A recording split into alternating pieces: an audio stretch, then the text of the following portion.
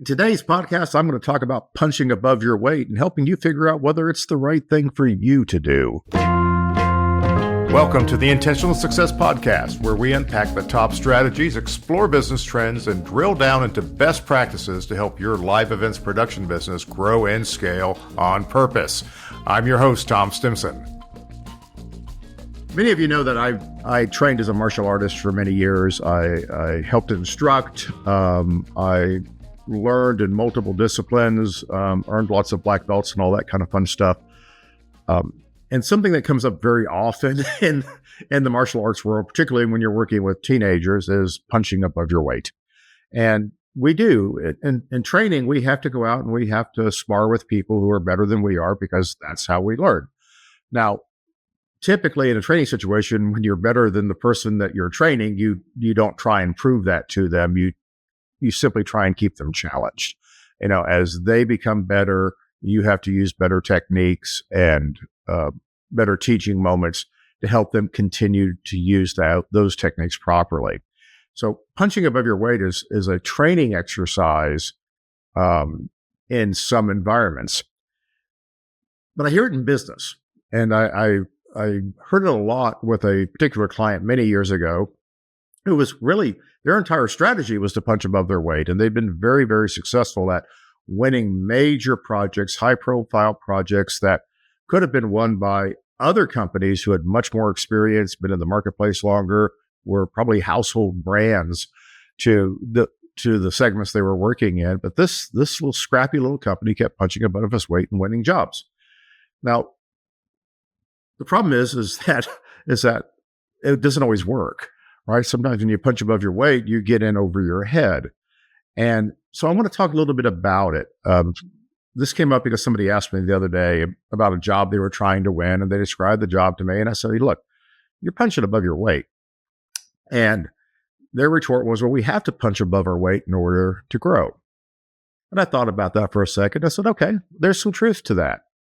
There is some truth to that. So I want to talk about that today. There's a couple scenarios here. Scenario number one is when the job that you're going after, this prize that you're trying to win, is smarter than your best person, right? If it requires something that the best person in your company can't figure out, or the best three people in your company together are going to struggle with, you're in the wrong place. Now, you may go after it. You love the numbers. You see the extra zeros there. This will be great revenue. We'll double our year. We'll get better at it next year. Yeah. You can go into those sometimes with good intent. And one of the downfalls of punching above your weight is sometimes you don't know how far up you're punching because you're punching at a level that you can't see. You don't know how good that other person is, how good that space is that you're competing in. And you may get beat down. You may not find somebody who is going to teach you what you need to know. You may find somebody who's just going to smack you down. And this is, figuratively and metaphorically, in business, nobody's going to pull their punches if they're trying to survive for themselves. Now, the other reason that in this scenario that people go after these jobs is ego. It's the ego about the money. I want the revenue. I want the glory of doing this big job. I want to be seen doing this. I want to post on social media and everything. And these are the ones that I'm most concerned about. When we're going into these situations where we don't know the talent and skills it's going to take to pull this off, and whether or not we have them or where to find them, we'll figure it out later. And the other thing is that other people did this. I can do this. And besides, I want to say I did this job.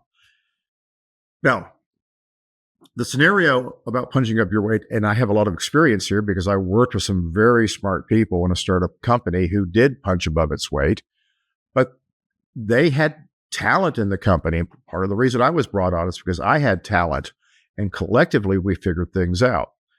We didn't have a single person. We had one person who was very good at technology and very good at applying technology, but we had another person who was very good at figuring out technology. And getting help. And we had other people who were good at logistics and planning, testing. So it took a lot of people coming together to figure out how to do this project.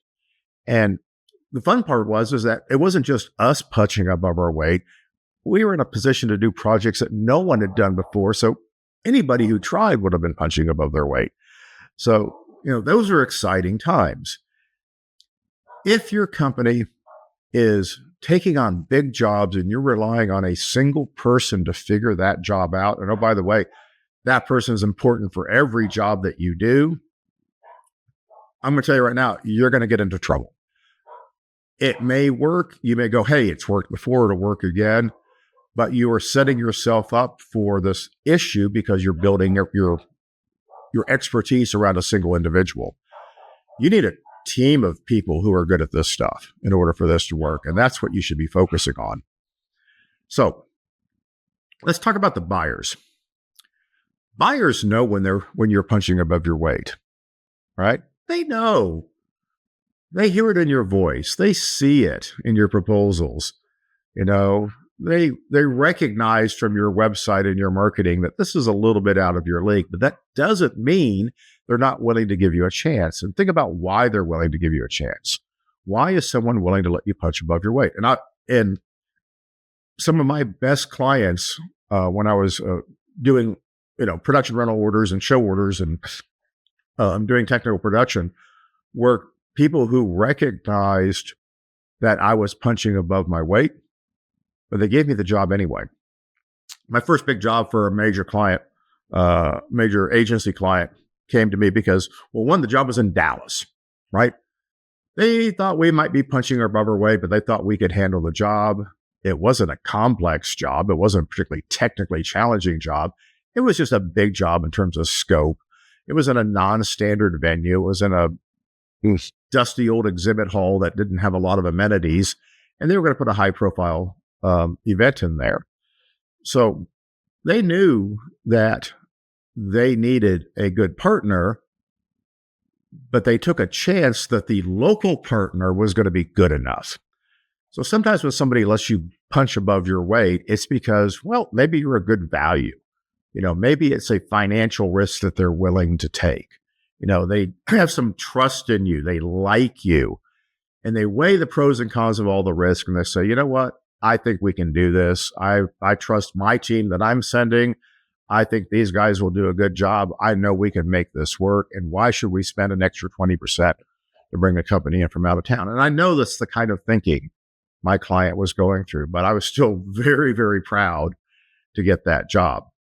So they felt we were worth the risk. He told me about another company that he was looking at hiring for that job. And he said, and he didn't tell me who they were, and I didn't really try and figure it out because I had plenty on my plate, right? He said he felt that they were misleading him about their capabilities and that I was being clear about where our shortcomings might be and where we had less experience than other folks. The things that we had less experience in, he wasn't particularly concerned about because his team knew how to do those things really well. So again, he was weighing all those risks there. The companies that punch above their weight and their customers think they're hiring somebody who is playing at the right level scares me a lot. And I've seen some of these fail dramatically. So we have to do this sort of thing cautiously. So when you do find yourself punching above your weight, and you will, it's going to happen. Sometimes it happens because it should happen. You and the client are making a good choice. Keep a few things in mind here for me. Hire better freelancers, right? If you're going to punch above your weight, freelancers have more experience. They've seen more things. They know more best practices.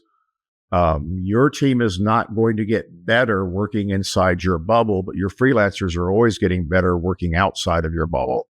So find the best freelancers you can put, invite them to that job, explain the situation, and rely on their help. Pay them extra for pre-production time because you need to pick their brains on stuff, whatever makes it worth their while, because that is how you're going to get better. That's why it won't be punching above your weight the next time.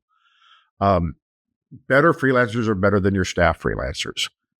There's some great technicians out there, but at a certain level, most staff technicians are not going to get significantly better because they're limited to how many jobs they do of certain types with well, always your year.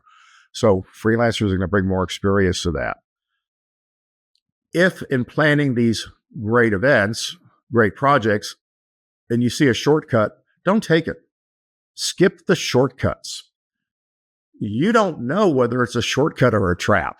So if you find a way to cut a corner, question it. You probably shouldn't. You can't afford to cut a corner and have that be your downfall. Take the straight line to success. Avoid the shortcuts that might lead you down the wrong path. I'm sorry, I'm dragging the metaphor through the mud here.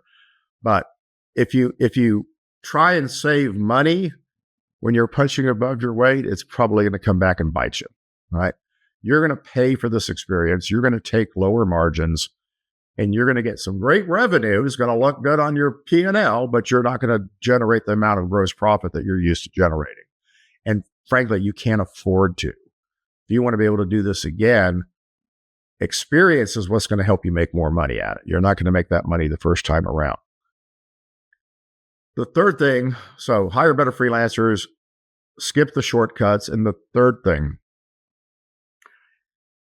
and I think this is the most important, make sure in this opportunity you live your core values, the core values of the business. Don't let those slide. Make those clear. Paste them up on your wall. Hang them on your monitor, because they are going to be challenged every step of the way. I got on LinkedIn this morning, as I often do, and I scroll around and see what's going on and see what my clients are posting and follow the industry as best I can. And I'll tell you, it's getting better. One of my clients posted their core values in a post. It was very touching. It was very poignant. And it reminded me of how important this is, particularly when we're moving into adversity, and punching above your weight is going to be an adverse challenge. So think about your core values. Put the show first. Your core value is not make money at any cost. Your core value is take care of your customers, take care of your people, do good work, things like that. Make sure that that's the side you're always erring on. Err for the better. Now, there will be a point in time, and the client I worked with who punched above their weight on more than one occasion lost money on shows. And how can you lose money on a show? It's a challenge, right? But if you let your core values go, it can happen. And they thought they were protecting their core values, but in fact, one of their core values needed to be fiscal responsibility, and they were fiscally irresponsible. And as a result, they did a great show. Client was happy, and the supplier lost money. So core values matter. Keep in touch with your core values. It's not just about finding the best way to do everything at any cost. It's finding the right way to do everything at the best cost. And take care of the customer, take care of the show, take care of your people, and don't become something that you're not. So those are my thoughts about punching above your weight. If you feel like it's time for you to start doing that, okay, approach with caution. Right? Remember the things I'm telling you there. Your core values, not taking any shortcuts, and hire better people than yourself. Get people involved who will give you the good advice and keep you on the straight and narrow so that the job will be successful. Don't let your ego lead. Let common sense lead. And pretty soon that job may become your average job, your normal job, your everyday job. And if that's what you're looking for, great. But if you're just trying to find empty revenue, big revenue, massage your ego, have something huge to post to try and attract other customers, I think you're probably missing the point. Okay? Attract the right customers first. Do the work that you're good at as much as possible. And let somebody else worry about the shiny objects and let them neglect their core customers so that you can get them. Maybe that's a better path for you. So that's my thoughts for the day. Thanks for listening. Talk to you next week. If you want to find out more about today's episode, go to trstimson.com/podcast, where you'll find the show notes, related links, and tons of other valuable resources. If you haven't already subscribed to the Intentional Success Podcast, please do so, and I'd greatly appreciate if you would rate and review the show. Also, if you think you might be a good fit to work together or want more information about the Stimson Group, I'd love to hear from you. Visit trstimson.com for more information.